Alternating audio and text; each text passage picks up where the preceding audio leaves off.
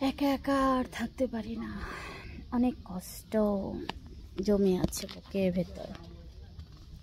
কেউ আমাকে প্রপোজ করে না, আমাকে কেউ ভালোবাসে না, এভাবে আর কত কাল কাটাবো?